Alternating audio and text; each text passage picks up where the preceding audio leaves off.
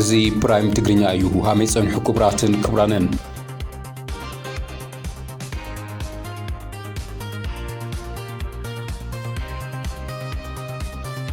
سالساي ويان تግራይ ንመረፃ ውሳነ ኣመሓላሊፎም መረፃ ወረቐትና ብሳጥን ምእታው ዘይኾነስ ኩሉ ትግራዋይ ኣሚኑሉ ብናጽነት መንግስቱ ዝመርጸሉ እዩ ክብል ገሊጾም እቲ ውድብ ብሄራዊ ሓደጋታት ዝበሎም ኣካላትን ፖለቲካዊ ምዕባለ ትግራይን ጉዳይ ምዕራብ ትግራይ ኢሉ እውን ህወሓት ኣብ ልዕሊ ተመዛበልቲ ዘብጽሖ ዘሎ ስቃይ ዝበሎን ኢሉ እውን ብጠበንጃ ዝተሓገዘ ፖለቲካ ትግራይ ናይ ህልውና ሓደጋ ደቂኑ ከም ዘሎ ዝሓበረሉ ስፍሕ ዝበለ ጋዜጣዊ መግለጺ ሂብሎም እቲ ውድብ ሎም ዕለት ዘልዕሎም ዓበይቲ ጉዳያት ናበኹም كنبلينا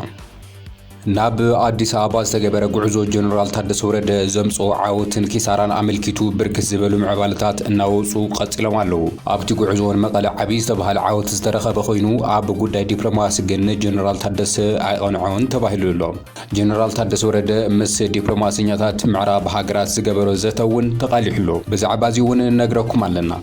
እንግሊዝ ሓደ ኤርትራዊ ስደተኛ ናይ 9 ዓመታት ፍርዲ ማእሰርቲ ኣመሓላሊፋላ ተባሂሉ ብዛዕባ እዚ እውን ሓበሬታ ኣለና ክሳብ መወዳእታ ምሳና ጸኒሕኩም ቻናልና ሰብስክራይብ እናገበርኩም ተኸታተሉና ሳውት ብዛዕባ መረፃ ቅድመ ኩነት ኣቕሚጡሎም እቲ ውድብ ኣብ ትግራይ መረፃ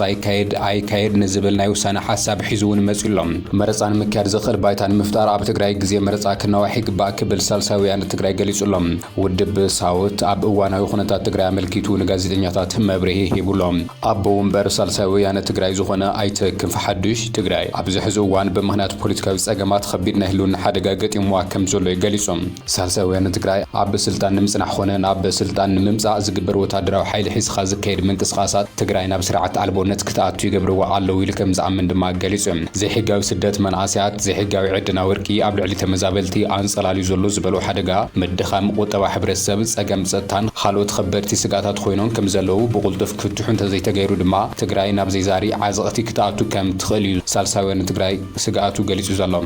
ሳልሳይ ወያነ ትግራይ መረፃ 2018 ዓመተ ምህረት ኣመልኪቱ ስፍሕ ዝበለ መብርሂ ዝሃበ ኮይኑ ውድቡን ምስታፍ ቅድመ ኩነት ከም ዘቕመጠ ድማ ገሊጾም ዘቐመጦም ቅድመ ኩነታት ኣብ ሰለስተ ኣዋርሕ ዝፍጸሙ እንተኾይኖም ናብ መረፃ ከኣቱ ከም ዝኾነ እኳ እንተገለጸ ግን ድማ ኣብ ውሽጢ 3 ዓመታት ዘይተፈጸሙ ዝበሎም ነጥብታት ኣብ ውሽጢ 3 ኣዋርሕ ክፍጸሙ እዮም ኢሉ ከም ዘይኣምን ድሕሪ ምግላጽ ስለዝኾነ ድማ ኣብ መረፃ ከም ዘይሳተፍ ገሊጹ ዘሎ ህዝቢ ትግራይ ብሓፈሻ እቶም ተመዛበልቲ ኣሕዋትና ድማ ብፍላይ ኣብ ከመይ ዝበለ ጽንኩር ኩነታት ከም ዘለው ዘቃለ ሕሳውት እዚ መረፃ መሰል ናጽነት ዓርሰ ውሳነ ተጋሩ ዝረጋገጸሉ እምበር ጉዳይ ሓደ ውድብ ከም ዝኾነ ድማ ተዛሪቡ እዩ ኣብ ወንበር ሳልሳይ ወያነ ትግራይ ኣይተ ክንፈ ሓዱሽ ሎሚ ንጋዜጠኛታት ኣብ ዝሃቦ ፕሬስ ኮንፈረንስ ብርክት ዝበሉ ሕቶታት ተላዒሎምሉ ምላሽ ሂቡ እዩ መረፃ ንትግራይ ናይ ግድን እዩ ዝበለ ንሱ እንተኾነ ግና መረፃ ማለት ወረቐት ኣብ ሳጹን ምእታው ዘይኾነስ እቲ ህዝቢ ብናጽነት ዝውስነሉ ግዜ ክኸውን ኣለዎ ክብል ገሊጾም እቲ ውድብ ከም ዘስምረሉ ብዘይ ምዕራብ ትግራይ ሓዊሱ ካልኦት ግዛኣታት ትግራይ ብወረርቲ ተታሒዞም ኣብ ዘለው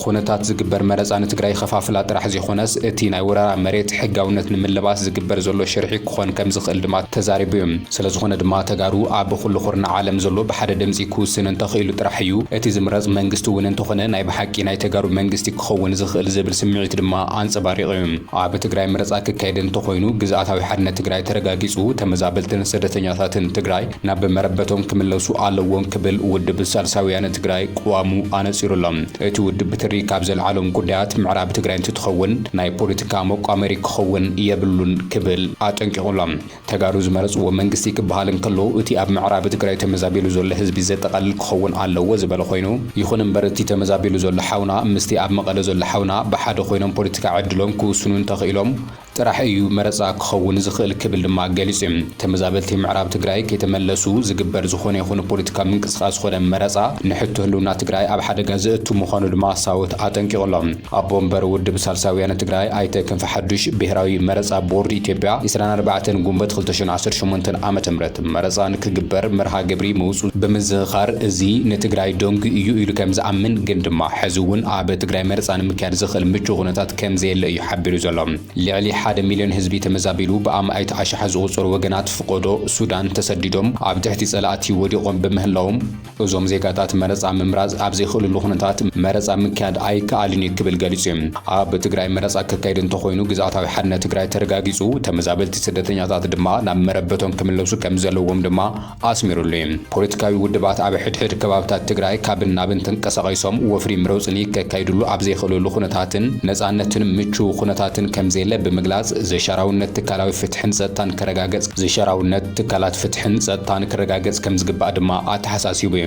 ስለዝኾነ ድማ እቲ ውድብ ሓድሽ መረፃ ንምክያድ ድልው ዋላ እኳ እንተኾነ ግን ድማ ኣብ ትግራይ መረፃ ንክግበር ዝኽእል ምቹው ኩነታት የለን ክብል ገሊጹ ንሱ ወሲኹ መረፃ ዝኽእል ባይታ እንተተፈጢሩ ከተሳትፉ ዲኹም ንዝብል ሕቶ ድማ ኣብተን ዝተረፋ ውሕዳት ኣዋርሕ እቲ ኩነታት ክዕርእ እዩ ኢሉ ከም ዘይኣምን እኳ እንተገለጸ ንሱ ክኸውን ግን ከም ዝሰርሕ እዩ ኣነፂሩ ዘሎ ግን ድማ መፍትሒ ሓሳብ ዝበሎ እውን ኣቐሚጡ እዩ። ንሕና ታይና ንብል ዘለና ምርጫ ዝግበርስ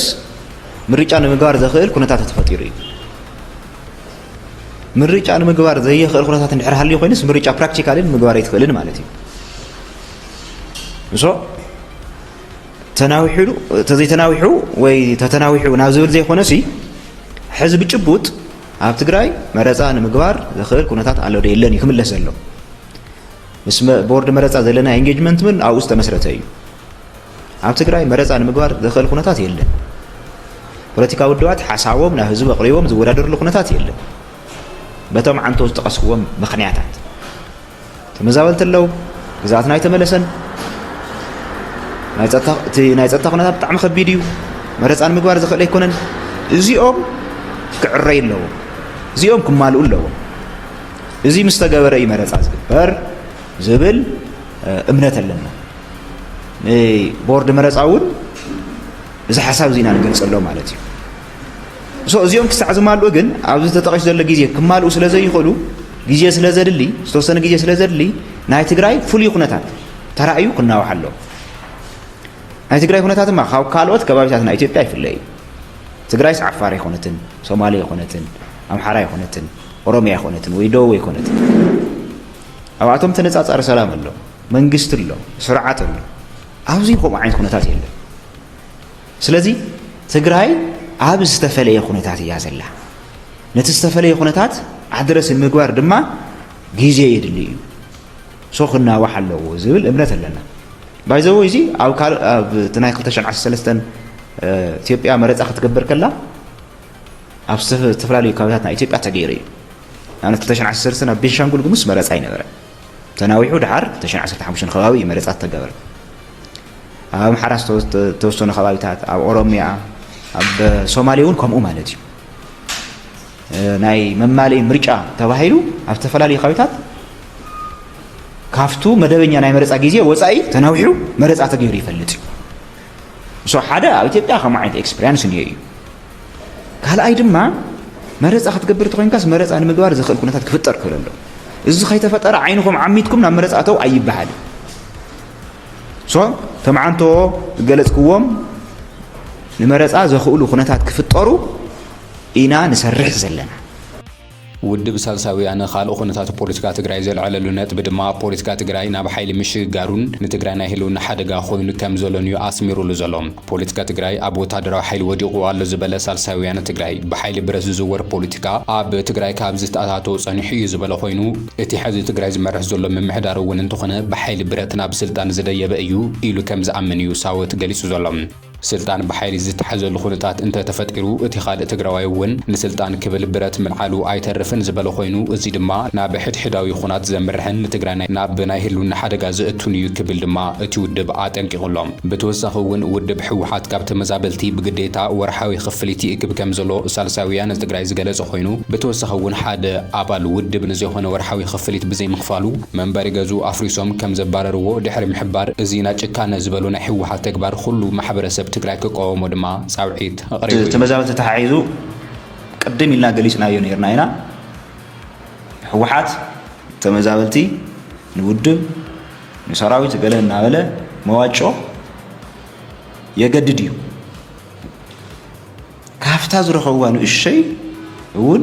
ዝምንትል ስርዓት ሕወሓት ማለት ተመዛበልቲ ንሕወሓት ከዋፁ ይግደዱ እዮም ማለት እዩ ናተገደዱ ጸኒሖም እዮም እዚ ብተፈላለየ መንገዲ ኣብ ተፈላለየ እዋን ገሊጽናዮ ኢና ኣብዚ ግን ሓደ ኣብነት ተጠቀስ ፍላይ ኣብ ሽረ ዘጋጠመ ሓደ ተመዛባሊ መራሒ 6 ስድራ እዩ ክፈል ኢሎም መዋጮ ኣይ ሓነ ኣባል ውድቡን ይኾንኩን ካልኣይ ድማ ዓቕሚ የብለይ ኢልዎም ማለት እዩ ታዮም ገይሮም ንሱ ትውሃቦ ሰብኣዊ ሓገዝ ቀለብ ስለዘይተኣኽሎ ንስራሕ ምስ ስድሮ ዝወፀሉ ዝነበረላ ዝሰፍረላ ዝነበረ ገዛ ኣፍሪሶም ታከንዳ ኣፍሪሶም ኣባይሮም ንውድ መዋጮ ስለዚ ይኸፍል ጥራሕ ማለት እዩ ኣይኸፍልን ዓቕሚ እውን የብለን ኣባል ውድብ እውን ኣይኮንኩን ኣይምልከተንን ስለ ዝበለ ጥራሕ ህወሓት መሪሕነት ህወሓት ከምዚ ዝበለ ጭካነ ዝፍፅም ኣብ ልዕሊ ተመዛበልትና ናይ ተመዛበልትና ሕቶ ከይምለስ ምዕጋቱ ከይኣክል ኣፍታ ዝዕቐቡላና ተመዛበልቲ ማእኸል እውን ብሰላም ከይኑ ፀገመም ክኢሎም ከይነብሩ ከምዚ ዝበለ ዕንቅፋት ይፍጠር ኣሎ ከምዚ ዝበለ ዕንቅፋት ጥራሕ ኣይኮነን ሓደገኛ ጨካን ተግባር ይፍፀም ኣሎ ማለት እዩ ተመዛበልትና ኣብ ከቢድ ሓደጋ እዮም ዘለዉ ኩላትና ከም ተጋሩ ከም ፖለቲካዊ ሓይልታት ድማ ብፍላይ ቅድሚያ ሂብና ክንሰርሐሉ ዘለና ምውሓስ ምርግጋፅን ግዝኣታዊ ሓድነትን ኢሉ እውን ተመዛበልቲ ብቁልጡፍ ናብ ቤቶም ናብ መረበቶም ክምለሱ ኣለዎም ባይዘወይ ሳልሳይ ወያነ ትግራይ ምስ ጉዳይ ተተሓሒዙ ቅድሚ 3 ዓመት እዩ 2015 እዩ መርገፂ ይግልጽ ገይሩ ሰነድ ኣዳልዩ ደወል ብሄራዊ ሓደጋ ዝብል ሰነድ ብምትላው ቅድሚያ ክወሃቦ ዝግባእ ጉዳይ ምርግጋፅ ግዝኣታዊ ሓድነት ትግራይን ምምላስ ተመዛበልትን እዩ ዝብል መርገፂ ሒዙ ክሰርሐሉ ጸኒሑ እዩ ማለት እዩ ናይ ተመዛበልቲ ጉዳይ ቅድሚያ ተዋሂቦ ክስርሐሉ ዝብል ኣለዎ ዝብል እምነት ኣለና ናብ አዲስ አበባ ዝተገበረ ጉዕዞ ጀነራል ታደሰ ወረደ ዘምጾ ዓወትን ኪሳራን አመልክቱ ብርክት ዝበሉ መብረታት እናተዋሃቡ እዮም ኣብቲ ጉዕዞን መቐለ ዓቢ ዝተባሃለ ዓወት ዝተረኸበ ኮይኑ ኣብ ጉዳይ ዲፕሎማሲ ግና ጀነራል ታደሰ ወረደ ኣይቀንዖን ተባሂሉሎ ጀነራል ታደሰ ወረደ ኣብ አዲስ አበባ ዘምጾ ውጽኢት አመልክቱን ተስፋ ደሞዝ ሰራሕተኛታት አመልክቱን ሓበሬታ ተቃኒሖም ኣለዉ ልኡኽ ጊዜያዊ ምምሕዳር ትግራይ ብፕሬዝደንት ጀነራል ታደሰ ወረደ ተመሪሑ ናብ አዲስ አበባ ድሕሪ ምቕንዑ ምስ ቀዳማይ ሚኒስትር አብይ አሕመድ ዝገበሮ ዘተ ዝምልከት ሓድሽቲ ሓበሬታታት ምውጾም ቀጺሎም ኣለዉ ብፍላይ ድማ ነቲን ከተማ መቐለ ወሳኒ ዝኾነ ግን ድማ ህንጸቱ ተቋሪጹ ጸንሐ ግድብ ገረብ ሰገን ብዝምልከት ሓድሽ ውሳነ ተመሓላሊፉ ከም ዘሎ ድማ ተገሊጹ ናይ በጀትን ደሞዝን ጉዳይ እንታይ መልክዕ ሒዙ ዝብል እውን ብዝርዝር ክንነግረኩም ኢና ፕሬዝደንት ጊዜያዊ ምምሕዳር ትግራይ ጀነራል ታደሰ ወረደ ምስ ቀዳማይ ሚኒስትር አብይ አሕመድ ኣብ ዝገበሮ ዘተ ድሕሪ ኩናት ህንጸቱ ተቋሪጹ ጸንሐ ፕሮጀክት ሓጽቢ ማይ ገረብ ሰገን ክቕጽል እቲ ቀዳማይ ሚኒስትር ከም ዘፍቀደ ተሰሚዑሎም እዚ ካብ መቐለ 24 ኪሎ ሜትር ንኣንፈት ሳምረ ርሒቑ ዝርከብ ግድብ ቅድሚ 13 ዓመታት 2005 ዓመተ ምህረት ህንጸቱ ዝተጀመረ ኮይኑ ነቲ ኣብ ከተማ መቐለ ዘሎ ሕጽረት ጽሩይ ዝስተ ማይ ይፈትሕ እዩ ተባሂሉ ዓቢ ተስፋ ተገይሩሉ እዩ ማይ ናብ መቐለ ዘእቱ መስመር ሻምባቆ ምዝርጋሕቱ ጀሚሩ እኳ እንተነበረ ዛጊድ ግን እቲ ፕሮጀክት ብምሉእነት ኣይተዛዘመን ነይሩ ሕዚ ድማ እቲ ፕሮጀክት ክቕጽል ፍቓድ ምርኻቡ ንነበርቲ ከተማ መቐለ ዓቢ ብስራት እዩ ተባሂሉሎ እቲ ካልኣይ ዓቢ ዛዕባ ምስ ቀዳማይ ሚኒስትር አብይ አሕመድ ዝተገበረ ዘተ ድማ ካብ ጥቅምቲ ጀሚሩ ተቋሪጹ ጸንሐ በጀት ፌደራል ምዃኑ ዝተገለጸ ኮይኑ ሓላፊት ቢሮ ፕላን ትግራይ ወይዘሮ ሃንሳ ተኽላይ ከም ዝገለጸቶ እቲ ንትግራይ ተመዲቡ ዝነበረ 18.8 ቢልዮን ብር ዓመታዊ በጀት ምልኣኹ ብምቁራጹ ሰራሕተኛታት መንግስቲ ንኽልተ ኣዋርሕ ደሞዝ ኣይኸፈሉን እዮም ጸኒሖም ይኹን እምበር ጀነራል ታደሰ ወረደ ምስ ቀዳማይ ሚኒስትር አብይ አሕመድ ኣብ ዝገበሮ ዘተ እቲ ተተሓሒዙ ጸንሐ 844 ሚልዮን ካፒታል ባጀትን መሃጃ ሰራሕተኛታት ክፍታሕ ኣንፈት ከም ዝተሓዘ ምንጭታት ሓቢሮም ኣለዉ እዚ ድማ ኣብቲ ክልል ንዘሎ ቁጠባዊ ጸገም ብቁሩ እፎይታ ክፈጥር ከም ዝኽእል ተገሚቱሎም ብኻልእ ገጽ እቲ ልኡኽ ዘልዕሎ ሳልሳይ ነጥቢ ድማ ጉዳይ ስራሕ ምፍጣርን መንበሪ ገዛን ዝምልከት እንትኸውን ኣብ ዝሓለፉ 2 ዓመታት ልዕሊ 60,000 መንእሰያት ትግራይ ናብ ስደት ሊብያ ሃገራትን ዓረብ ከም ዘምርሑ ካብዚኣቶም ድማ እቶም 2000 ኣብ ጉዕዞ ከም ዝሞቱን ይፍለጥ እዩ ነዚ ጸገም ንምቅላል ኣብቲ ጉዕዞ ዝተሳተፈ ምክትል ፕሬዝደንት ኣይተ ኣማኑኤል ኣሰፋ ኣብቲ ክልል ብማሕበር ተወዲቦም ገዛ ዝደልዩ ኣስታት 60,000 መንእሰያት ምህላዎም ብምግላጽ ባንኪ ንግዲ ኢትዮጵያ ናይ ኣባይቲ ልቃሕ ከጣጥሕ ሓቲቱ ዘሎ ሓለፍቲ እቲ ባንኪ እውን ነዚ ሕቶ ኣወንታዊ መልሲ ከም ዝሃቡ ተሓቢሩ እዚ ብጀነራል ታደሰ ወረደን ኣይተ ኣማኑኤል ኣሰፋን ተኽላይ ገብረ መድህንን ዶክተር ምሕረት በየነን ዝተመርሐሉ ኣብ አዲስ አበባ ምስ ተፈላለዩ ኣምባሳደራት እውን ተራኺቡ ነይሩ መንግስቲ ፌደራል ይኹን ግዛዊ ምምሕዳር ትግራይ ዛጊድ ወግዓዊ መግለጺ እንኳን ተዘይሃብሉ እቲ ጉጅለ ልኡኽ ንውዕሊ ፕሪቶሪያ ብሓደጋ ዝእትዩ 4 ነጥብታት ምስቶም ኣምባሳደራት ከም ዘተየግን ተፈሊጡ እቶም ወሰንቲ ዝተባሃሉ ነጥብታት ድማ ሕቶ በጀት ነዳድን በጀት ተኸልኺልና ነዳድ ድማ ተዓጊትና ኣለና ክብል እዩ ጥርዓን ኣቕሪቡ ዘሎ ብተመሳሳሊ ትካላት ትእምት ናይዞም ትካላት ባንኪ ሒሳብ ምዕፃውን ህዝቢ ትግራይ ይጎድእ ከም ዘሎ ይገሊጹ ሕጋውነት ሕወሓት እንተዘይተመሊሱ ውዕሊ ፕሪቶሪያ ክፈረስ ከም ዝኽእል ድማ ተሪር መጠንቀቕታ ኣመሓላሊፎም እዮም ብተመሳሳሊ ኩሎም ወረርቲ ሓይልታት ካብ መሬት ግዛኣት ትግራይ ክወፁን እቲ ግዛኣት ድማ ናብ ንቡር ሕገ መንግስታዊ ግዛኣቱ ክመለስ ጻውዒት ገይሮም እዮም በመሰረት እዚ ድማ እቶም ኤምባሲታት ውዕሊ ፕሪቶሪያ ማለት ነቲ ሕቶ እኳ እንተተቐበሉ ውዕሊ ፕሪቶሪያ ዕጥቂ ምፍታሕን ንሕገ መንግስቲ ኢትዮጵያ ምግዛእን ምዃኑ ብምዝኻር እቲ ወታደራዊ ምንቅስቓሳት ምስ ኤርትራ ዝግበሩ ዘለዉ ርክባት ደው ክብሉ ከም ዘጠንቀቕዎም ድማ ተገሊጹ እዩ ኣብ እንግሊዝ ጎደና ዝነበረ ኤርትራዊ ብጾታዊ ትንኮሳት 9 ዓመት ከም ዝተፈረዶ ተገሊጹ ኣብ ሃገረ እንግሊዝ ጎደና ይተሓዳደር ዝነበረ ሓደ ኤርትራዊ ብዝፈጸሞ ጾታዊ ትንኮሳት 9 ዓመታት ማእሰርቲ ከም ዝተፈረዶ ተሰሚዑሎም እቲ ተኸሳሲ ኣሚር መሐመድ ዝበሃል ኮይኑ ፖሊስ ኬንት ኣብ ዘቕረቦ ክሲ ከም ዝሓበሮ እቲ ገበን ዝፈጸመ ንሓንቲ ኣብ ጽርግያ ቤና ትኸይድ ዝነበረት ጓል ኣንስተይቲ ምስ ረኸባ እዩ ኣሚር ነታ ጓል ናብ ፓርቲ ብሓባር ንኸይድ ኢሉ ዝዓደማ እንትትኸውን ንሳ ነቲ ዕድመ ተቐቢላ ምስኡ ብምኻድ ምስ ጀመረት ግና ጾታዊ ትንኮሳ ከም ዝፈጸመላ ገሊጻ እታ ግዳይ ዝኾነት ጓል ርእሳ ንምድሓን ብዝገበረቶ ጻዕሪ ድማ ኢዳ ብምውዝዋዝ ኣብቲ ከባቢ ተሓልፍ ንዝነበረት መኪና ብምስጓም ካብቲ ቦታ ከም ዘምለጠት ተሓቢሩ ብድሕሪ ድማ ፖሊስ ብዝሃበቶ ቁልጡፍ ሓበሬታ መሰረት ፖሊስ ንኣሚር ደልዩ ኣብ ትሕቲ ቁፅር ከውዕሎ ከም ዝኽኣለ ተገሊጹ እዚ ገበን ኣብ ዝሓለፈ ወርሒ ነሓሰ 2024 ዝተፈጸመ ከም ዝኾነ ዝተገለጸ ኮይኑ ካብቲ ግዜ ጀሚሩ ኣብ ትሕቲ ቁፅር ፖሊስ ጸንሐ ኣሚር መሐመድ ትማሊ 9 ዓመት ማእሰርቲ ከም ዝተፈረዶ ኤክስፕረስ ጋዜጣ ጸብጺቡሎም ክብራን ንዕለተ ቀዳምና ባኹም ዝበልናዮ ማገደሲ ምዕባለታት ነዚኦም ምስል ነይሮም ሓቢርኩምና ስለዝጸናሕኩም ኣዚና ነመስግን ቻናልና ሰብስክራይብ እናገበርኩም ተኸታተሉና